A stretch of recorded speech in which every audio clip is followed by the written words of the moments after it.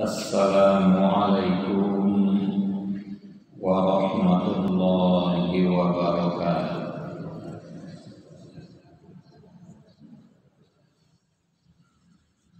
Alhamdulillahilladzi nahmaduhu wa nasta'inuhu wa nastaghfiruh wa na'udzu billahi min syururi anfusina wa min sayyiati a'malina. Man yahdihillahu fala mudilla lahu wa man yudlil fala hadiya lahu.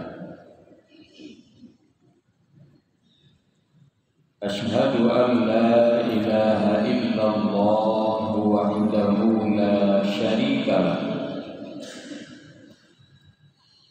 wa ashhadu anna Muhammadan abduhu wa rasuluh la nabiyya ba'dahu. Allahumma salli wa sallim ala hadzal nabiyil karim wa ala alihi wa sahbihi ajma'in.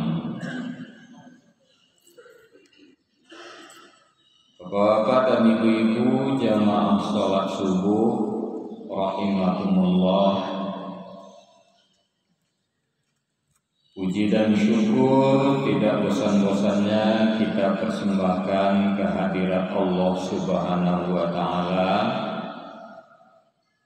Sampai subuh ini Allah juga tidak pernah bosan memberi kita rahmat dan karunia-Nya.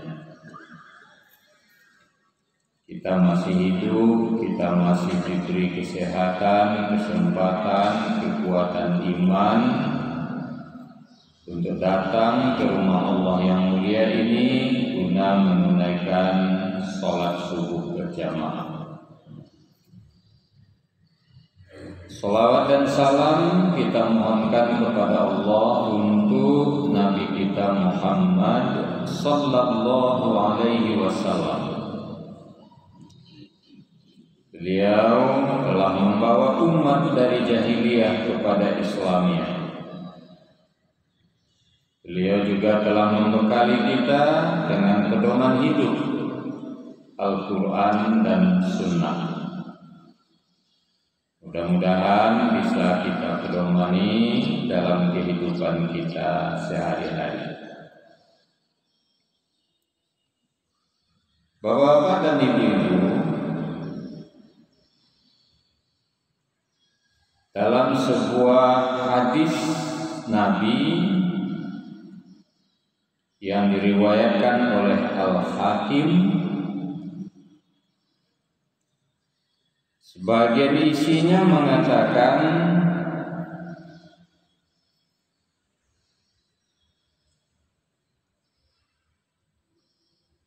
kata Nabi,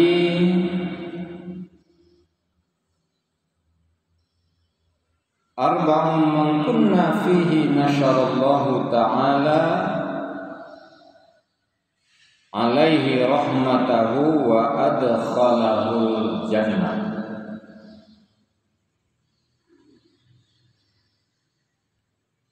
Empat macam kata Nabi, siapa yang ada padanya empat macam itu,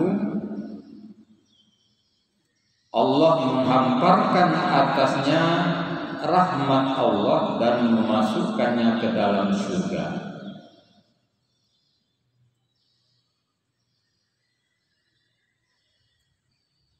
Man awal miskina wa rahimat dha'ifa wa rafaqa bil mamluk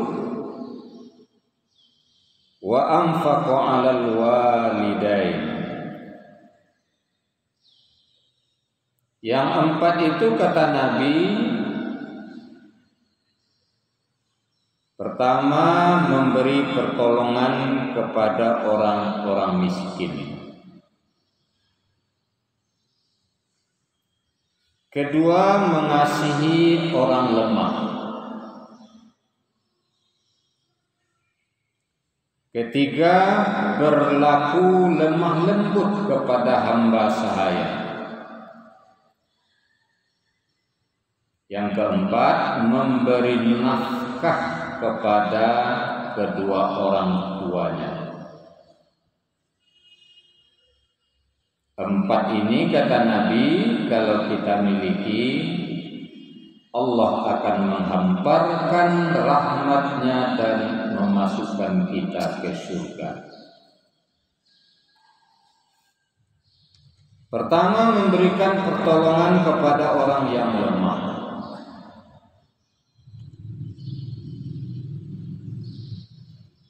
Allah menciptakan alam ini semuanya berpasang-pasangan.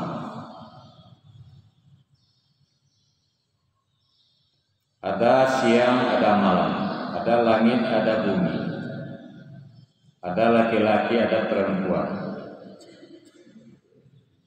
ada yang kuat, ada yang lemah.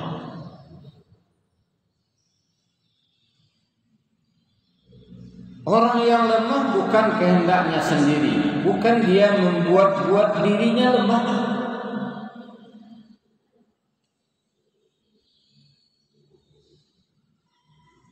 Tapi dia ditakdirkan oleh Allah menjadi orang lemah.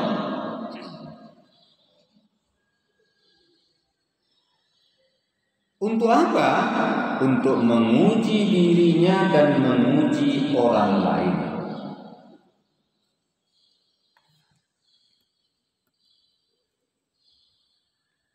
Orang yang lemah diuji oleh Allah dengan lemahnya. Bisa tidak dia menerima ketentuan Allah, takdir Allah, atau dia akan menyesali Allah? Dia tidak nyaman dengan ketentuan Allah, dia marah kepada Allah, dia ingkari Allah.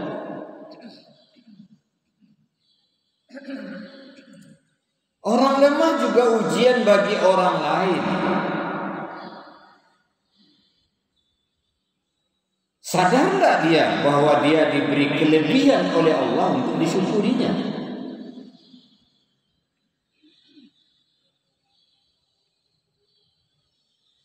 Orang lemah juga sumber pahala bagi orang yang kuat.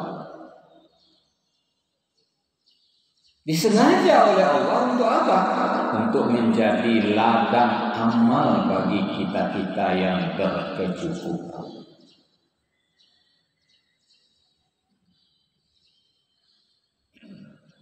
Bagaimana caranya?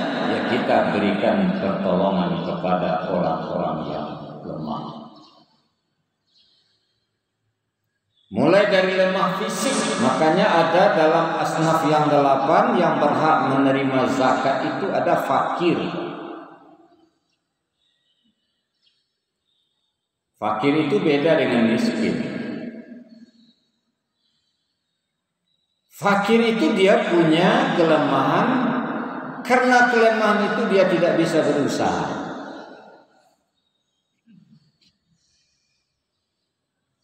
Mungkin kakinya lumpuh,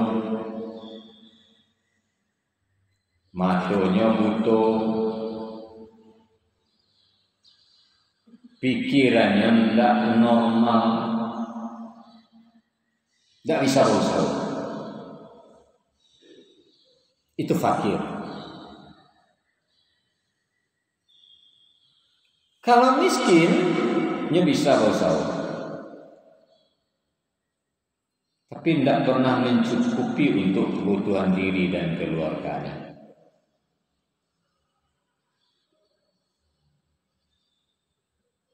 Jadi kalau memangnya tidak mampu berusaha, apakah karena pikirannya tidak normal, kekuatan fisiknya tidak bisa? Itulah ladang amal sebenarnya bagi kita. Jangankan dilecehkan, diabaikan saja tidak boleh. Kalau orang mencontohkan Bapak dan Ibu, Rasul Nabi itu pernah salah. Ikut salah satu contoh. Jadi manusia namanya tidak salah ada.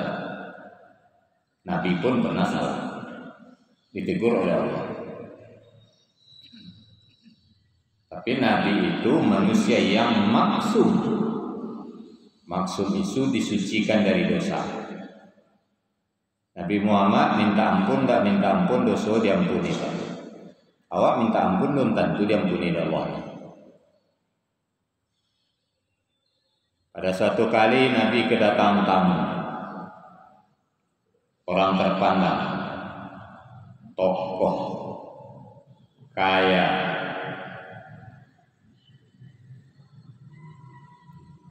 baru nampak saja disongsong dan Nabi dipersilakan naik.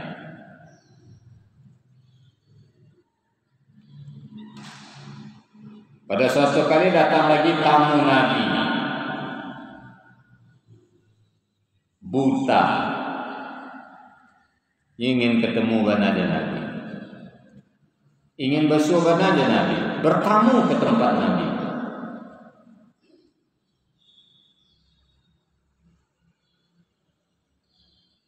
Tidak secepat melayani orang terpandang Nabi melayani. Bukan tak dilayani, Pak. Tapi tidak secapek menunggu tamu kayu terpandang. Lambat sekejap. Ditegur oleh Allah. Muhammad salah kerajaan Allah. Tiba orang terpandang bagian kau melayani, suruh naik capek. Tiba orang buta lambat melayani. Kalau awak itu lah biasa tu, lah biasa.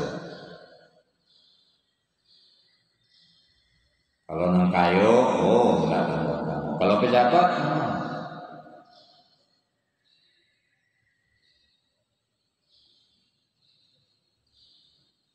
orang berkekurangan pikiran bodoh itu tidak diacuan dewan. Padanya apa dewan? Bodohnya dari ketek. Ini ahli surga. Wak belum tentu leh. Bahasa sih wak. Bodohnya pikirannya tidak bisa menengah. Dia tidak punya kewajiban apa-apa. Boleh cari syarat ibadah ke saduanya berakal. Islam berakal. Dalam berakal tidak wajib ini. Itu kan tidak sembahyang dia nak puasa nak salah ini susah. Awak jadi, awak hebat, awak pintar, awak kayu, awak bangga. Tidak gampang untuk masuk surga. Kenapa mereka dilecehkan?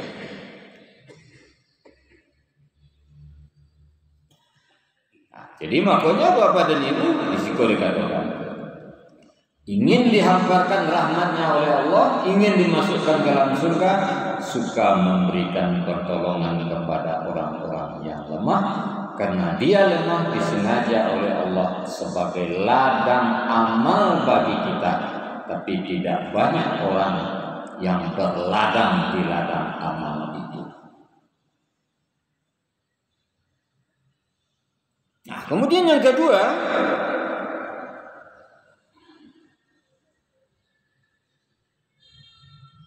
orang miskin.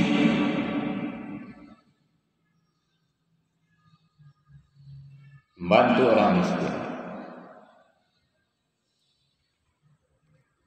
Kalau kita renungkan Bapak dan Ibu, mungkin tidak ada orang pun yang menghendaki inya miskin, tidak ada. Tidak ada. Kalau ada orang nyagi rezeki banyak dari Tuhan, kemudian yang keluarkan saya rezeki, nyagi kamu saja, nyagi kepesertaan, kalau itu bukan menghendaki miskin. Dia menginginkan tetap kaya.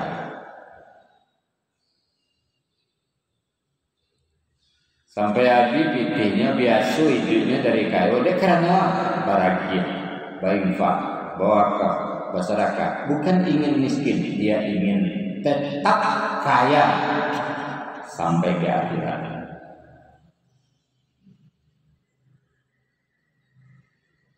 orang yang punya harta banyak, segala berkecukupan, rumah mewah, oto bakile segala macam, tidak memberikan pertolongan kepada orang-orang miskin,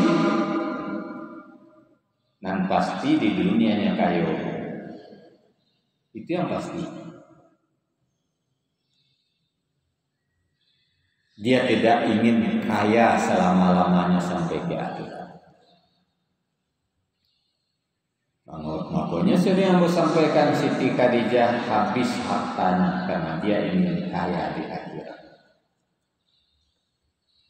Mulai dari wanita terkaya di Mekah ketika dinikahi Nabi sampai meninggal dunia tidak satupun harta yang tinggal kecuali pakaian yang terpasang di badan. Selebihnya habis. Untuk apa? Infak, wakaf, sedekah, zakat, anak yatim, fakir miskin, orang lemah. Habis. Apakah dia ingin miskin? Tidak. Dia ingin tetap kaya sampai ke akhirat.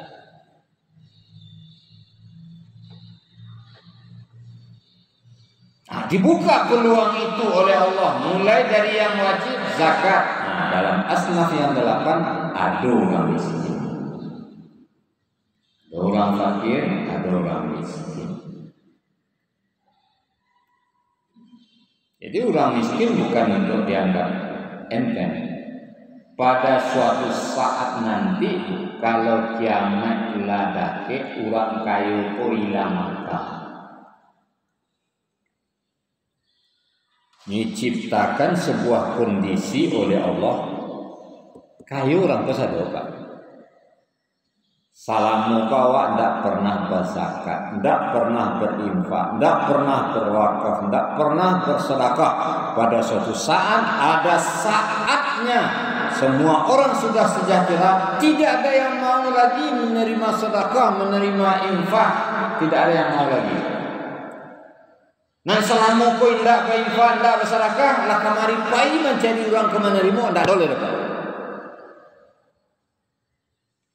Nah, itu kan dirasuk. Dulu ketika orang banyak nak iun, nak bahagia ke Tuhan. Ini tidak boleh. Kamari pai nak bahagia, tidak ada orang menerima, oleh orang sejahtera sudah. Ada saatnya.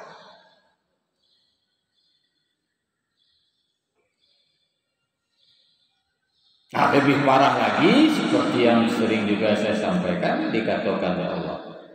Kalau orang meninggal dunia ingin balik dosa banyak, amal tidak cukup, ingin balik ke dunia, apakah untuk sholat? Tidak. Apakah untuk sedekah? Apakah untuk sholat? Apakah untuk haji? Apakah untuk puasa? Tidak. Apakah untuk zikir? Apakah untuk ke masjid? Tidak. Wa anfiqu mimma razaqnakum min qabli an ya'tiya ahadakumul maut. Diperintah oleh Allah, nafkahkanlah sebagian harta sebelum tiba mati. Fayaqula rabbi laula akhartani ila ajalin qarib. Sebab kalau mati inyo pikir inyo bakil di dunia, mati inyo membana minta balik ke dunia ke Allah, gak sabantah jadi ya Allah, qarib sabantah jadi ya Allah, balik mau ke dunia. Untuk apa? Sadaqah fa'akum minas sholihin, ambo kaba sadaqah ya Allah. Latibo di akhirnya baru nak sedekah. Entah balik ke dunia, ada cerita insya-Allah. Terima sedekah haji di ambil Tuhan. Jak sari dingin. Banyak orang membutuhkan. Ini ada cerita. Tidak ada dalam Islam orang lah mati balik itu ke dunia, tidak ada. Yang ada itu dimaksud Nabi Isa hanya sekadar untuk membuktikan bahwa Isa ini diberi mukjizat oleh Allah bisa menghidupkan yang sudah mati. Itu saja. Lain dari itu tidak ada. Apalagi dalam keyakinan Islam, kalau ada orang meyakini orang mati di balik syirik, Pak. Tak ada orang mati di dia. Apapun alasannya, hanyalah mati di balik. Iyo, Ustaz di kampung, Ustaz tak ada cerita.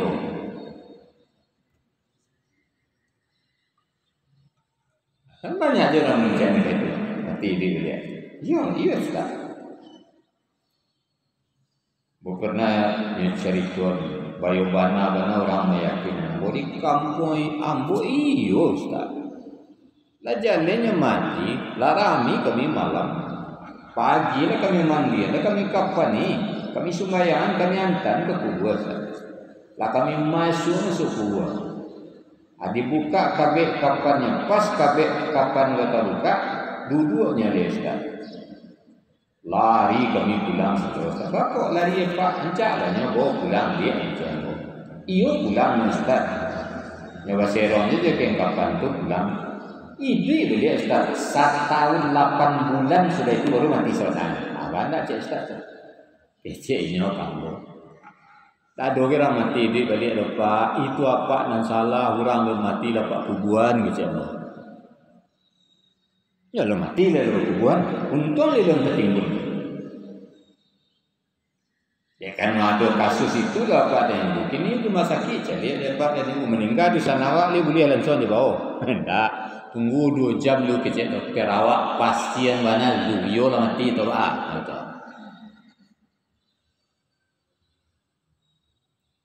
Jadi tidak ada dalam Islam mati balik ada. Nanti terkait itulah matinya minta balik ke dunia untuk apa? Untuk bersedekah, bantu orang miskin, tidak ada cerita.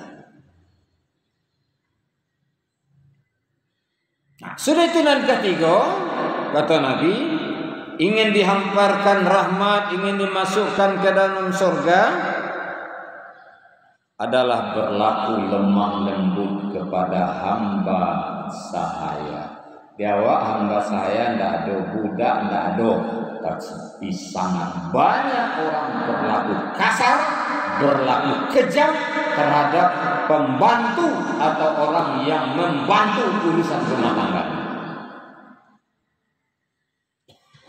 Jangan dia orang masuk surga Pak. Dia bawa orang dari pembantu di rumah, di hari dia sementara, di baga dia sementara. Kok kau makan beko kemudian nanti sudahnya makan bini makan bangke makan anak makan lah siso makanan kadang ledo kadang tidak makan lain. Awas siso dia.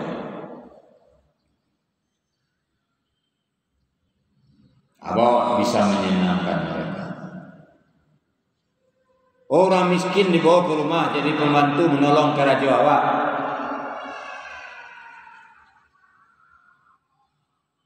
Biasa senang mereka takkan pergaulan awak, takkan awak mengurusan awak. Makan lain. Salah kerajonya dingin lelo. Kundak. Bara banyak kini apa ini terkait itu. Bukan di awak saja, datang dulu beritanya malah. Orang Indonesia jadi pembantu rumah tangga di Malaysia bunuh dia majikannya. Kenapa? Ya awak di Sangkon ada banyak modangan yang mengadu kamu aja banyak marasai kerja di rumah tu. Bala Pak. Kalau nak datang sesak ide kami tanggal lah. Kejam mana itu Pak? Muncul buku ciri dan apa? Mengadu ya kamu.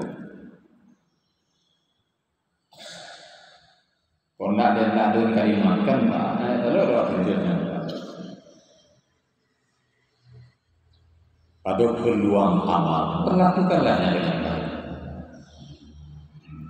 Kasihlah.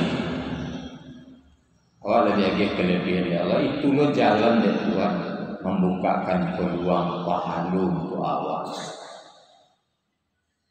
Kajian tak lo sabar, nyo di hari lo, nyo disiksa, nyo diazab lah. Itu yang mana kita temui.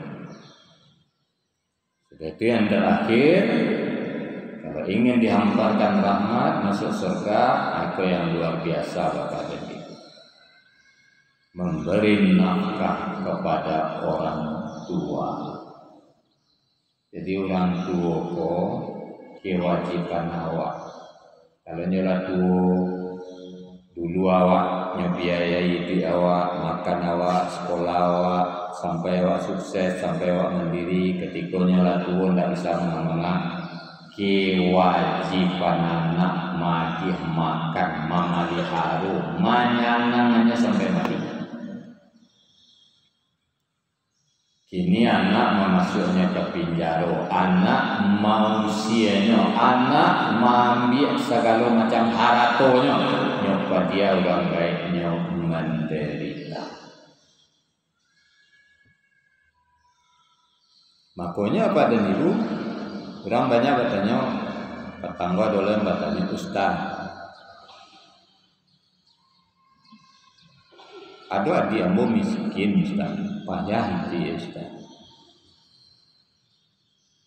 Kalau berzakat ambo kayaknya boleh Ustaz. Adik kontan Ustaz. Jadi ambo boleh. Yang tak boleh itu apa? Berzakat kepada orang tua berzakat kepada anak. Lain dari itu boleh Pak.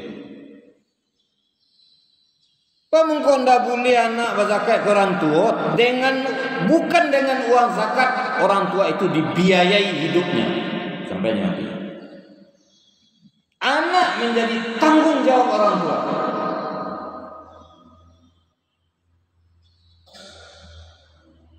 Tapi membiayai hidup orang tua kok kewajiban. Udah kali ya zakat lo bagian orang lain. Tak zakat ya Pak. Kewajiban awak sanangan biaya hidup. Gitu. Jadi kata Ibu, 4 macam ini kata Nabi kalau kita miliki, Allah akan menghamparkan rahmatnya kepada kita. Allah akan memasukkan kita ke dalam surga. Mudah-mudahan bisa kita hayati, kita pahami, kita amalkan dalam kehidupan kita sehari-hari. Terima kasih banyak maaf. Wassalamualaikum warahmatullahi wabarakatuh.